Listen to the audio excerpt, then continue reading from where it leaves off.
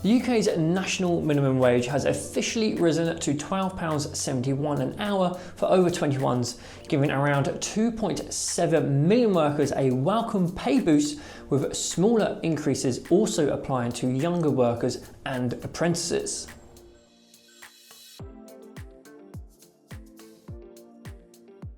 My name is Jack Rivers and welcome back to this week's episode of Tax Tidbits, where it's fair to say that this increase has split opinions. Workers and campaigners are happy, arguing that the increase is much needed with the cost of living still biting. On the flip side, many businesses are feeling the pressure, warning that higher wage bills on top of rising taxes and energy costs could mean higher prices, slower hiring, or even tough decisions like closing sites. The Low Pay Commission says previous increases haven't significantly impacted jobs, but some employers remain cautious, especially when it comes to hiring younger or less experienced staff. So, in short, a win for workers' wallets, but a bit of a headache for employers trying to balance the books. The Organisation for Economic Cooperation and Development has warned that the UK is set to take one of the biggest hits among major economies from the ongoing Iran war, with growth slashed to just 0.7% this year and inflation pushed up to around 4%, not exactly the combo anyone was hoping for. The conflict has sent oil, gas and fertiliser prices soaring, partly due to disruptions around the Strait of Hormuz, which means pricier fuel, higher mortgage rates and extra strain on households and businesses alike. While the global economy is hanging in there, the UK is feeling the pinch more than most, and if the situation drags on, expect businesses to start to quietly pass on those costs to consumers. So don't be surprised if everything quietly gets a bit more expensive while everyone insists it's temporary.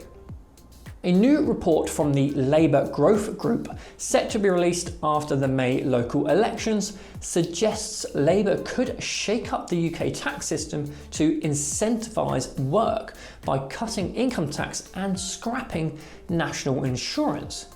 The proposals aim to reward people putting in long hours or running small businesses, while targeting vested interests cashing in on the cost of living crisis. To pay for it, they're floating ideas like equalising capital gains tax, reforming council tax, or taxing landowners. The report also wants to hand more money and power to regional mayors. Beyond the policy details, the report seems designed to send a clear message. Labour wants to stand with hard-working people, not just the big institutional players. As petrol prices top 150 pence per litre for the first time in nearly 2 years, Asda's boss, Alan Layton, has pushed back against claims that retailers are profiteering from the spike.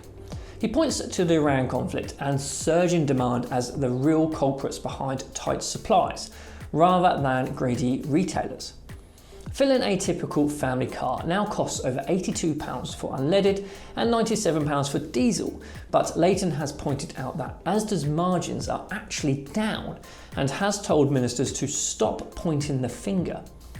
Of course, with fuel duty and VAT taking a big slice of the price, the government is still raking it in, showing that sometimes it's taxes and global chaos, not the petrol station, driving the pain at the pumps. The UK's Competition and Markets Authority is investigating 5 companies, including Just Eat and Auto Trader, over potentially fake or misleading online reviews. The probe is looking at how reviews are collected, moderated and displayed, including whether bad reviews were hidden, star ratings inflated, or incentives offered for glowing reviews. All firms say they are cooperating, and their CMA hasn't found anyone guilty yet.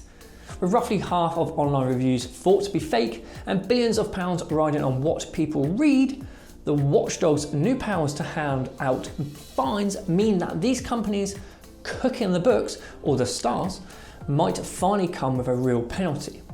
For businesses, it's a reminder that online reviews aren't just a window display. They can make or break your reputation, sales, and customer trust. so getting caught bending the rules could be expensive and pretty embarrassing.